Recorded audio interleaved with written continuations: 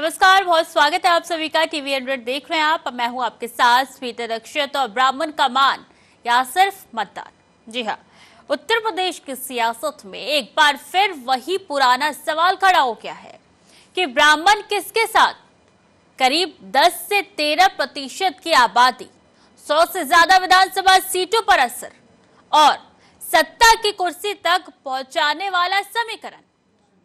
यही वजह है कि चुनाव से पहले हर दल ब्राह्मणों के दरवाजे पर दस्तक दे रहा है। कभी कांग्रेस का गढ़ रहा ब्राह्मण वोट 2007 में मायावती के सोशल इंजीनियरिंग फॉर्मूले के साथ गया और पिछले एक दशक में बीजेपी का मजबूत आधार बना हुआ है। लेकिन अब अखिलेश यादव ने पीडीए में नया पी जोड़कर सियासी बम फोड़ दिया है। सवाल है, क्या बीजेपी का किला हिलेगा? लखनऊ के ब्राह्मण सम्मेलन से अखिलेश यादव ने 2027 की लड़ाई का ट्रेलर दिखा दिया।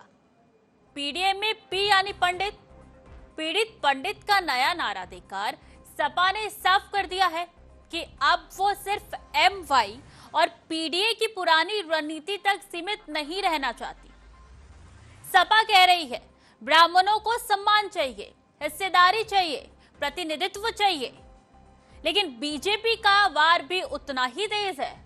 बीजेपी पूछ रही है, चुनाव से पहले ही ब्राह्मण क्यों याद आए? सत्ता में रहते हुए क्या किया? यानी लड़ाई अब सिर्फ वोट की नहीं, भरोसे की बन चुकी है। ब्राह्मण वोट पर महामुकाबला, किसके हाथ लगेगी चाबी? यूपी में ब्राह्मण वोट की लड़ाई अब बीजेपी बनाम सपा से आगे निकल चुकी है। मैदान में बसपा भी है, जो 2007 के ब्राह्मण दलित समीकरण को फिर जिंदा करने की कोशिश कर रही है। बीजेपी कह रही है ब्राह्मणों का भरोसा विकास और मजबूत नेतृत्व के साथ है। सपा कह रही है अब सम्मान और हिस्सेदारी की राजनीति होगी।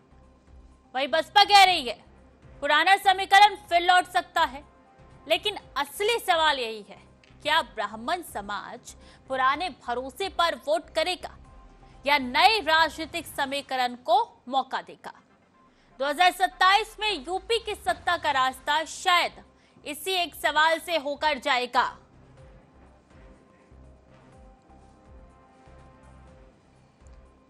चलिए इसी पे चर्चा करेंगे। तमाम मेहमान हमारे से जुड़ चुके हैं। शांत प्रकाश जाटव बीजेपी नेता है, बहुत स्वागत है शांत जी आपका टीवी 100 पे।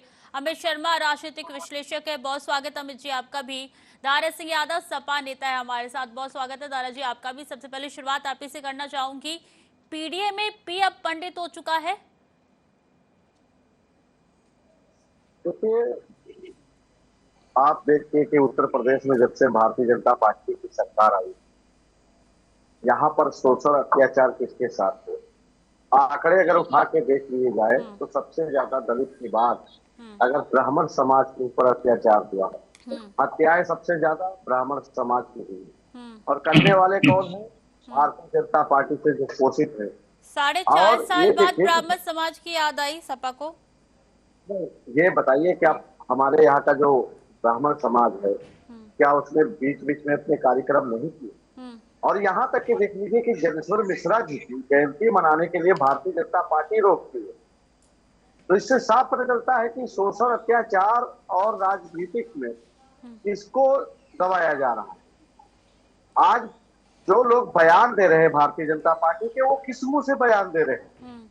पिछले 10 वर्षों से भारतीय जनता पार्टी की सरकार, लोग सड़कों पे चिल्लाते रहे कि हमें न्याय चाहिए, हमारी जमीन पे कब्जा हो रहा है, हमारे परिवार के सदस्य की हत्या हो रही है, और भारतीय जनता पार्टी सत्ता के नशे में चूर होकर अहंकार में डूबी हुई। बहुत अच्छी बात है कि समाजवादी पार्टी ब्राह्मणों को लेकर आवाज उठा रही है, उसकी शुरुआत हो चुकी है। लेकिन लगता नहीं है 4.5 साल बाद ये शुरुआत या तो बहुत जल्दी है चुनाव के लिहाज से, या तो बहुत लेट है।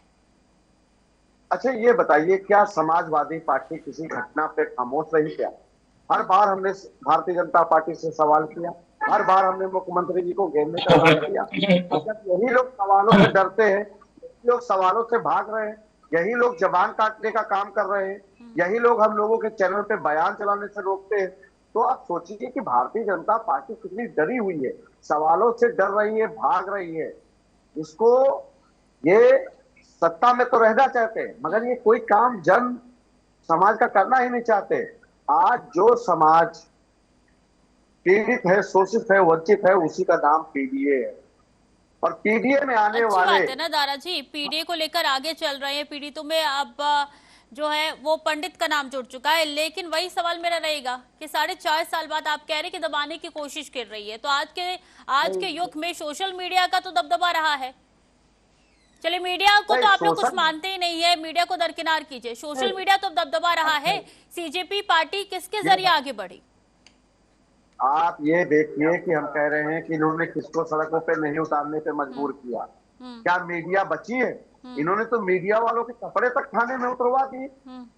मैं ये नहीं कहता, देखिए मीडिया दो प्रकार की हो गई है, ये यकीन करिए। आपको अगर बुरा लग रहा हो तो हमें कल से मत बैठाइए डिबेट पर, मगर आप, हम तो धन्यवाद करते हैं आप लोगों का ना, कि आप हर मुद्दे पे चर्चा तो करते हैं। कम से कम आप उन मासूमों के साथ, उस शोषित के साथ, उन कमजोरों के साथ आप खड़ी तो होते हैं आपका चैनल। मगर वो जिस मीडिया से हम कंपेयर कर रहे हैं, जिस मीडिया को हम कटघरे में खड़ा कर रहे हैं, क्या उस मीडिया ने कभी अपनी सरकार से या अपने मालिक से सवाल किया कि आप ये क्या कर रहे हैं? अगर आप उसमें हैं तो भाई अब जाहिर सी बात है कुल चिड़न मिला तो के होगी। समाजवादी पार्टी अब ब्राह्मणों के हित में काम करने वाली है। नहीं, मैं सबके साथ हूं। मैंने आज साथ से नहीं, मेरे जितने भी बयान हैं 10 साल से, जिसके साथ शोषण होगा, जिसके साथ अत्याचार होगा, समाजवादी पार्टी माननीय श्री अखिलेश यादव जी उसके साथ खड़े ठीक है, होंगे, शांत उसकी जी भी हमारे मदद साथ जुड़े करेंगे। हैं, बीजेपी के नेता है। शांत जी, क्या लगता है 2027 के चुनाव से पहले अब बड़ी चुनौती ये हो जाएगी कि किस तरीके से ब्राह्मण समाज को साधना है, क्योंकि सामने समाजवादी पार्टी खड़ी हो चुकी है। अनम्यूट करके अपनी बात रखिएगा शांत जी।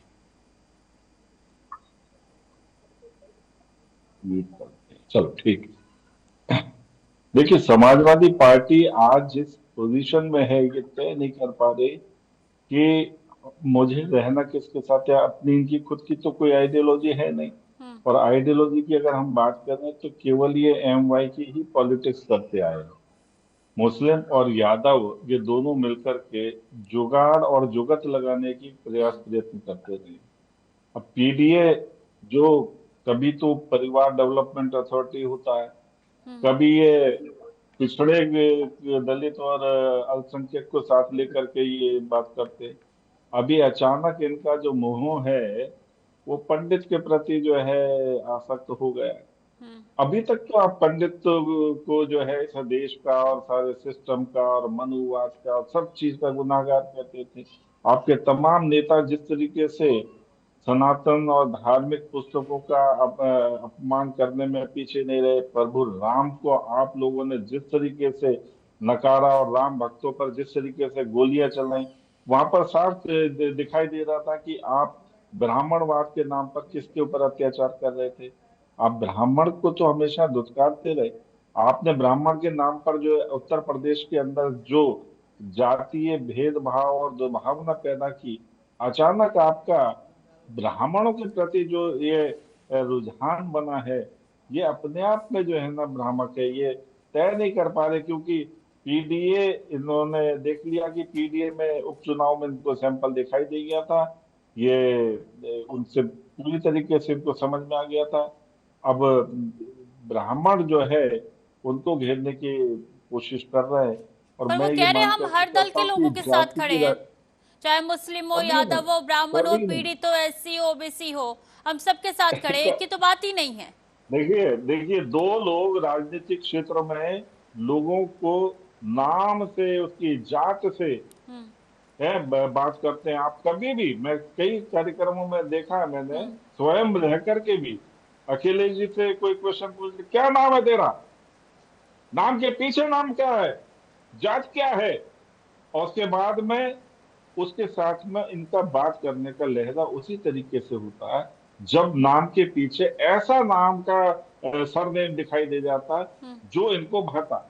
और इस प्रकार की प्रेस कॉन्फ्रेंस करना, पब्लिक मीटिंगों में जाना और वहां पर नाम लेके पत्रकारों तक से क्या नाम, और अगर नाम नहीं मैं समझ में आया, ठीक नहीं लगा, भाजपा ये तो, इस प्रकार के दुर्भावनापूर्ण व्यवहार आपके राष्ट्रीय अध्यक्ष अखिलेश यादव जी करते हैं, और आज अचानक आपके मन में जो है प्रेम उमड़ पड़ा है ब्राह्मण समाज के लिए। यानी कि दुष्कार में जातीय आधार पे ब्राह्मण बांटना समाजवादी ब्राह्मणवाद पार्टी का काम ब्राह्मणवाद है। कहकर के समाज में दुष्कारने का जो आपका जो यानी कि रवैया शांत है, जी कहना अचानक चाहते हैं, समझ। आप शांत जी कहना चाहते हैं कि जातीय आधार पे बैठना समाजवादी पार्टी का काम है।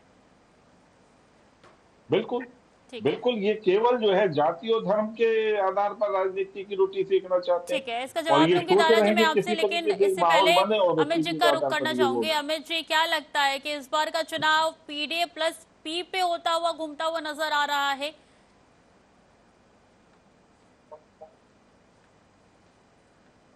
अनम्यूट करके बात रखिएगा अपनी। इस पे मैं एक बात कहना चाहता हूँ हम्म, कि ब्राह्मण के बगैर कोई भी सरकार नहीं बना सकता, चाहे वो माननीय अखिलेश यादव जी हो, चाहे वो माननीय योगी जी हो। हम्म, और रही बात जिस तरह भाई साहब भी कह रहे हैं कि अखिलेश यादव जी कहते हैं भाजपा ही, तो देखिए सबसे ज्यादा अगर अपमान करा है हम्म, तो आज यूजीसी के माध्यम से भाजपा ने करा। और अब के जो रणनीति कर रहे हैं, देखो राजनीति की एक बहुत खूबसूरती है, लोकतंत्र की एक ये बहुत अच्छी गरिमा है कि वो कभी भी लोग अपना पक्ष और विपक्ष कर रख सकते हैं किसी बात के लिए। तो अगर माननीय अखिलेश यादव जी ने पी को पंडित बना दिया है तो एक बहुत अच्छी बात है, और सभी लोग ऐसा करते हैं। तो ऐसे मेरे ख्याल से ऐसा कोई विभिन्न काम तो उन्होंने करा नहीं है, हम्म, लेकिन पंडितों को एक सम्मान देना हम्म, ये अच्छा कार्य है। और बिना पंडितों के सरकार नहीं बन पाएगी, चाहे कोई भी हो, चाहे भाजपा हो, चाहे वो सपा हो। और आपने पहले भी देखा होगा, एक बार एक नारा चला था, हम्म, तीर तराजू और तलवार इनको मारो जूते चार, जो बसपा के टाइम में हुआ था। तो उन्होंने भी बाद में पंडितों का सहारा लिया, हम्म, तब जाकर उनकी सरकार बनी थी। हम्म, अगर कोई सहारा लेना चाहता है और मान सम्मान देगा तो जरूर उसे जीत हासिल होगी। और देखो ये जो युद्ध है या ये जो लोकतांत्रिक जो कार्य होंगे या राजनीति में जो आ रहे हैं, 2027 की बात चल रही है, तो इसके अंदर सर्वधर्म सम्मान को सम्मान देंगे, और जो सम्मान देगा वो जरूर जीतेगा। बट चुनाव से ठीक 6 महीने पहले सम्मान देना। देखिए ये तो देखो इनका भी सभी का कार्य है। कोई पूरे साल जूता मारता रहा, लास्ट में कहते सम्मान कर रहे हैं, वो तो सभी पार्टियों ने तो कई बार करा है। फिर उन्हें मनुवादी कह दिया, किसी ने कुछ कह दिया, तो सब अपनी बातों को रखते रहे। ठीक है तो इसमें कोई दो राय तो है नहीं, कभी तारा किसी जी, को कुछ कह देते हैं, कभी कोई किसी को कुछ कह देता है। तारा जी, कहा ये जा रहा है बीजेपी की तरफ से कि जातीय समीकरण और जात के हिसाब से बात करना तो सबसे ज्यादा समाजवादी पार्टी का ही काम है। देखिए श्रुति जी, सबसे पहले मैं आपको ये बताना चाहता हूँ कि जाति समाजवादी पार्टी नहीं करती।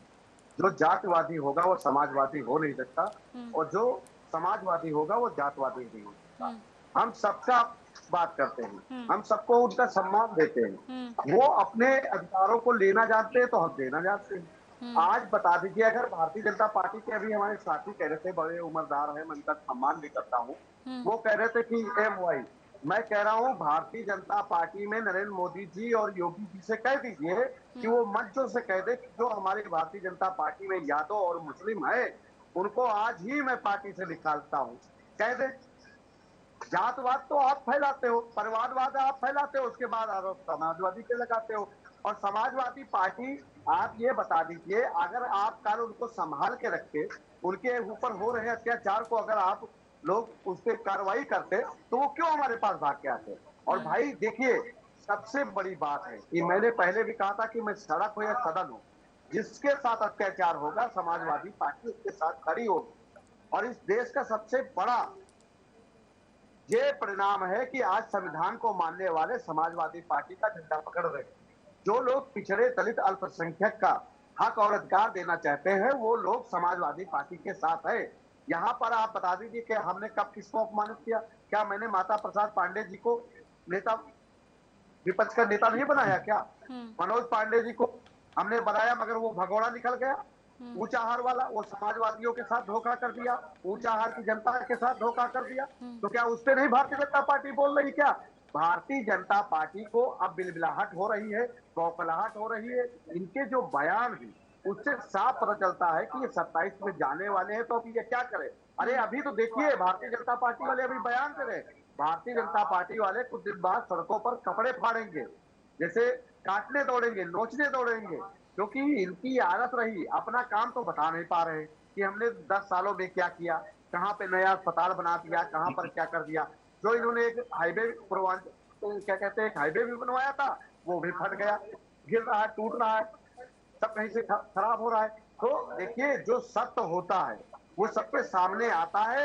उसके लिए चाहे आप अरबों रुपया लेके क्या कहते हैं, आप प्रचार करा लो, कुछ भी करा लो, सच्चाई आज उत्तर प्रदेश की जनता के सामने है। और जनता ने ये मान लिया है कि माननीय अखिलेश यादव जी ही इस देश के नेता है, जो समाजवादी पार्टी के अंदर सबको सम्मान देने का काम कर रहे हैं। अगर आज हम सबको सम्मान दे रहे हैं तो भारतीय जनता पार्टी को इतना पीड़ा क्यों हो रही भाई? ठीक है। क्यों इनके अंदर बौखलाहट हो रही? शांत जी। देखिए, किस तरीके से जाति के आधार पर जनगणना हो, ये चीज चीज करके चिल्लाते थे, कितने पिछड़े हैं, इसकी इसका उसकी गणना हो, वो उसको चीख चीख करके चिल्लाते थे। इस देश को मनुवादियों ने, ब्राह्मणवाद ने खत्म कर दिया, उसको चिल्लाते थे।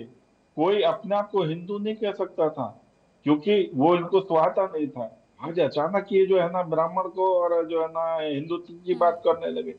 आप जिस तरीके से सदन में बैठ करके जिस नेता को आप समर्थन देते, उन्होंने, राहुल गांधी जी ने, मैं हिंदुओं को, हिंदू धर्म को खत्म करके मानूंगा, संसद भवन में उन्होंने लिखा। आपने तो एक शब्द नहीं कहा। आपने उस वक्त में जो है ना किसी एक शब्द ये नहीं कहा कि हम तुम्हारे साथ नहीं है। अरे बाद में बोलना है, दारा से नहीं, बाद में बोलना। तो आप जिस तरीके से आप जो राहुल गांधी जी जिस तरीके की भाषा का इस्तेमाल करते हैं हिंदू धर्म के खिलाफ, और जिस तरीके से आपने प्रभु राम को नकारा है, प्रभु राम को नकारने वाले, और अचानक जो है ना ये हिंदू पक्षधर हो गए और जो ब्राह्मणों के जो है ना पक्षधर हो गए। आपने तो हमेशा ब्राह्मणवाद को तिरस्कृत किया, अपमानित किया, और आज अचानक जो है ना ब्राह्मण के पक्ष में हो गए।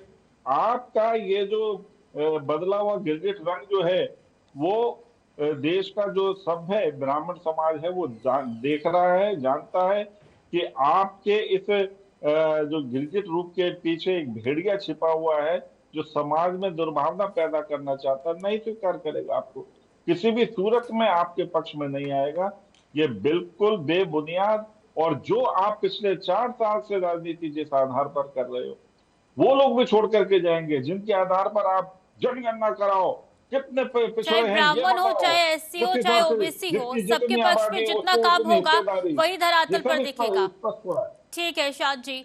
अमित जी, कितना जरूरी हो जाता है ये समझना कि आपने भले से किसके हित में कितना काम किया हो, लेकिन वहां की जाति समीकरण यूपी में किस तरीके से ब्राह्मण वोट बैंक काम करता है और कितना है, क्या कुछ ये समीकरण बताता है जिसको समझना बहुत मुश्किल है? देखिए, उत्तर प्रदेश में ब्राह्मण ही लोग ऐसे हैं जो सरकार बनाने का सबसे बड़ा उत्तरदायी रखते हैं। भाजपा के शासनकाल में आप देख रहे हैं, जब से यूजीसी लाए हैं तो भाजपा के बहुत से लोगों ने झंडे तक उतार दिए। तो यहाँ मतभेद तो है ब्राह्मणों के लिए, और ब्राह्मणों को तो सबने यूज एंड थ्रो करने का जो कार्य करा है वो गलत है, और मैं इसकी निंदा करता हूँ। और जो अगर कोई किसी ने अगर सम्मान देना कार्य करा है तो ब्राह्मणों ने फिर जितवाने का कार्य भी करा है, चाहे वो भाजपा हो, चाहे वो सपा हो, चाहे वो बसपा हो। कांग्रेस का तो खैर बहुत समय से उत्तर प्रदेश में शासन नहीं है, लेकिन आज वो भी बल्कि हर ब्राह्मण को गले लगाने का जो कार्य कर रहे हैं वो बिल्कुल डिफरेंट है। तो मैं बस इतना कहना चाहता हूं कि जो सर्वधर्म सम्मान की बात करेगा, बाबा साहब भीमराव अम्बेडकर जी ने एक बात करी है कि जो संगठित करेगा हर धर्म को वो जीतेगा, और जो पक्षपात करेगा शायद वो नहीं जीत पाएगा। लेकिन इस बार जो भाजपा ने यूजीसी लाकर जो कार्य करा, आज तो जरूर उस पर अंकुश लगा हुआ है, लेकिन अगर ये जीत गए तो जरूर ये ब्राह्मण का तिरस्कार करने का जो कार्य करेंगे, शायद वो आज तक की सरकार ने करा हो, ऐसा नहीं हो पाएगा। लेकिन एक बात बताइए, 4.5 साल बाद आपको याद आ रहा है ब्राह्मण, चाहे कोई भी हो, चाहे बीजेपी हो, समाजवादी पार्टी हो, कांग्रेस हो या बीएसपी हो। हालांकि देखा जाए तो बीएसपी हमेशा से ब्राह्मण समाज को आगे रखती हुई आई है, सबसे ज्यादा विधायक भी उसके ब्राह्मण समाज के ही रहे हैं एक वक्त पे। लेकिन क्या ये काम करेगा, क्योंकि आप लेट सो के जग रहे हो? देखिए, बीएसपी की मजबूरी थी, जब एक बार बीएसपी ने नारा दिया था कि तीर तराजू और तलवार इनमें मारो जूते चार, तो उस टाइम उन्होंने इस बात के लिए क्षमा मांगी, तभी उन्होंने उस शासन काल में ब्राह्मणों को सम्मान दिया और सबसे ज्यादा सीटें मिली। तो अगर ब्राह्मणों को सम्मान ना देते, हो सकता है बीएसपी सरकार ना बनती। अगर आज माननीय अखिलेश यादव जी अगर कुछ कर रहे हैं डिफरेंट, तो करना चाहिए। और यही एक लोकतंत्र की खूबसूरती है कि इसके अंदर एक दूसरे को सम्मान देना भी चाहिए। और वही कार्य अगर समाजवादी पार्टी ने करा है तो सही है। और सबने देखो एक दूसरे को साधने का प्रयास करते हैं हर पार्टी। और इस टाइम चुनाव 2027 का नजदीक है, तो सब सोच रहे हैं भाई हम कैसे किसको क्या प्रलोभन देकर क्या अच्छा कार्य कर सके। तो उसके लिए सब अपना अपना प्रयास कर रहे हैं चुनाव जीतने के लिए। ठीक है दारा जी, क्या ये अभी अभी है PDA+P या आगे ये चुनाव के बाद भी जारी रहेगा? कहाँ तक लेके जाएंगे? क्या जब से देखिए श्रुति जी, सबसे पहले ये देख लीजिए कि जब से हमने पीडीए का नारा दिया, क्या उसको ब्राह्मण समाज के लोग चौपाल में जाकर बात काम नहीं किए? हमारे जो पवन पांडे हैं अयोध्या से, संतोष पांडे हैं सुल्तानपुर से, माता प्रसाद पांडे जी सिद्धार्थनगर से, ये लोग क्या काम नहीं किए? देखिए, जो सत्ता अधिकार देने की बात करते हैं, अभी जैसे भाई साहब ने कहा कि बाबा साहब भीमराव अम्बेडकर जी ने कहा था कि संगठित रहो, जो सब समाज को इकट्ठा करके चलता है, जो सबको अधिकार देने का काम करता है, वो बड़े दिल वाला होता है। वो नहीं जो समय समय पे जाति को अपनी तरफ, जैसे आप बता दीजिए पिछड़े दलित को इन्होंने भारतीय जनता पार्टी वालों ने हिंदू बना लिया था चुनाव से पहले, और जैसे चुनाव खत्म हुआ, जब उनके हक अधिकार की बात आई तो लाठियां डंडा देने लगी। तो ये देखिए धोखा किसने किया? भाजपा ने किया। भाजपा के अंदर की जो बौखलाहट है, जनता भी देख के मजा ले रही है, वो समझ रही है कि क्या हो रहा है। आप बताइए रामचंद्र चोरी वाले मामले में क्या भाजपा का कोई नेता खुलकर बोल रहा है कि हाँ हम चोरों के ऊपर ये कार्रवाई करेंगे? नहीं कर रहा है ना। तो सोचिए सबसे ज्यादा आहत और सबसे ज्यादा राम भक्तों को आहत करने वाली कौन सी सरकार है? भारतीय जनता पार्टी की सरकार है जी। आप देख लीजिए जो जंतर मंतर पे कर रहे थे, क्या क्या वो उसमें कोई जाति थी क्या? वो छात्र थे, वो छात्र थे जो आर्मी में जाना चाहते थे, जो डॉक्टर बनना चाहते थे, जो इंजीनियर बनना चाहते थे, जो पुलिस बनना चाहते थे। उनका भविष्य खराब करने का काम किया। और उनको भी किससे पिटवाया? पाकिस्तान से नरेंद्र मोदी जी ने अपने कार्यकर्ताओं को बुलवाया, उनको लाठी दी, उनको बंदूक दी कि जाओ भारत के छात्रों को आप मारो और आप पर कोई कार्रवाई नहीं होगी। और यकीन मानिए जो वीडियो जो फोटो सामने आए उसके बाद भी कोई कार्रवाई नहीं हुई। आप उत्तर प्रदेश में देख लीजिए कितने बलात्कार हुए, कितनी हत्या हुई। योगी आदित्यनाथ जी कितने जनों के घर पे गए? एक भी घर नहीं गए। क्यों? क्योंकि आज भी वो पिछड़े दलित को अछूत समझते हैं। अगर समाजवादी पार्टी में ब्राह्मण समाज के जो लोग आए हैं उनको भी ये गाली देने का काम करने लगे हैं। इन्होंने अपने ठेकेदार उनको लेबरों को लगा दिया। ब्रजेश पाठक एक लेबर है जिनकी बात हो गार्ड नहीं सुनता है। सोचिए अस्पताल का एक नर्स नहीं सुनती इनका कहा, और ऐसे आदमी को उप मुख्यमंत्री बना के रख दिए। तो इनकी भाषा, इनका कार्य करने वाला जो शैली है वो जनता के सामने है। 10 सालों में इस उत्तर प्रदेश को एकदम बंजर कर दिया। बताइए खाद में से 10 किलो खाद खा गए। बिजली के बिल में किस तरह से स्मार्ट मीटर लगा के गरीबों को लूट लिया। अभी सीतापुर का जो वीडियो आया है आप सबके सामने है, बच्चों को कैसा खाना परोसा। ऐसा तो हमको लगता है योगी आदित्यनाथ जी के वहां जो झाड़ू पोछा करता होगा वो भी ऐसा खाना नहीं खाएगा जिस तरह से इस देश के बच्चों का वहां पर अपमानित किया गया सीतापुर में। और हटा किसको रहे? रसोइया को हटाना है। हटाना किसको चाहिए था? डीएम को हटाना चाहिए था। तो उत्तर प्रदेश के शिक्षा मंत्री को बर्खास्त करना चाहिए। और हटा किसको रहे? गरीब आदमी को, रसोइयों को, जिसकी तनख्वाह आपको लगता है लगभग आरोप है। शांत जी जवाब कैसे देंगे? बहुत आरोप लगाए जा रहे हैं। आप ये बता दो मुझे, पाकिस्तान से आए हुए लोग दिखाई दे रहे थे आपको। दिल्ली का जो जंतर मंतर है आपने भी कवर किया है, वहाँ पाकिस्तान से आए हुए लोग थे। शर्म तो आती नहीं उनको? जिस तरीके की जो भाषा और कुछ भी बोल रहे हैं। आप ये बताइए पुलवामा आपको मालूम? अरे अपनी बारी में बोल, राम मंदिर का चंदा अपनी बारी में बोल लेना। मकीने क्यों सेट करते? अरे बारी बारी, या बारी क्या करे? यहाँ जनता पिसी जा रही है, आप बारी का बता रहे हो? अरे वाह, अरे वाह, एकदम जो है ना उपद्रव मचाने के लिए दिल्ली में इकट्ठा हो गए और पंजाब में 9 आतंकवादी पकड़े गए। उन्हें वहां पर तैयार कर रखा था। दारा जी एक मिनट शांत हो जाइए, उनकी भी सुन लेते हैं। दारा जी शांत हो जाइए, आपको वक्त दिया था मैंने।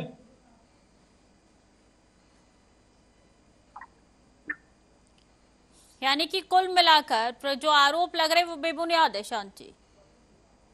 ये आरोप बेबुनियाद नहीं है। जिस तरीके की ये बात बोल रहे हैं, दिल्ली के जंतर मंतर में जो धरना हुआ, 9 आतंकवादी पकड़े गए हैं, पंजाब पुलिस ने पकड़े हैं। जो दिल्ली के जंतर मंतर पर जो है प्रोटेस्ट करके पेट्रोल बम डाल करके वहां पर जो है ब्लास्ट करने वाले थे, वो थे इनके लोग, वो समाजवादी पार्टी के लोग थे।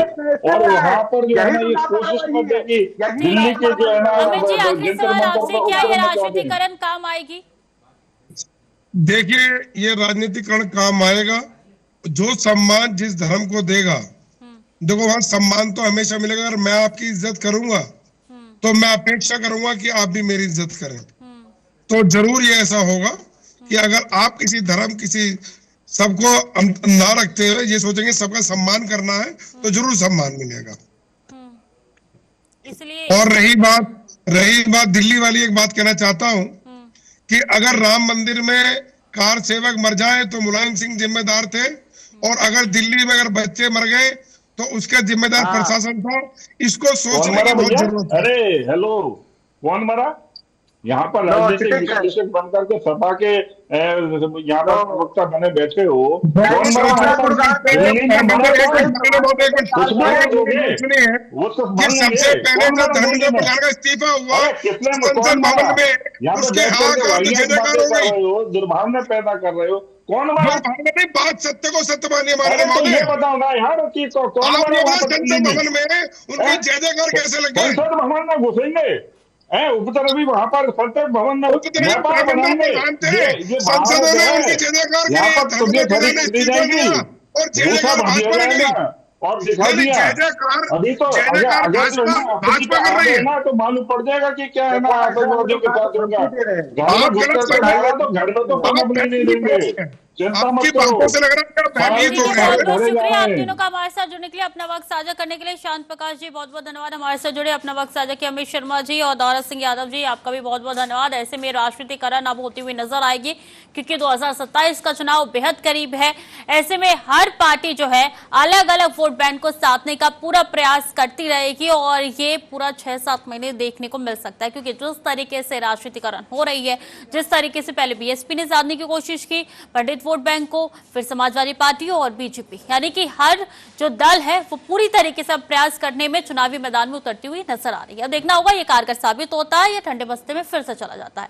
फिलहाल कर चर्चा में इतना ही। खबरें लगातार जारी है, देखते रहिए TV 100।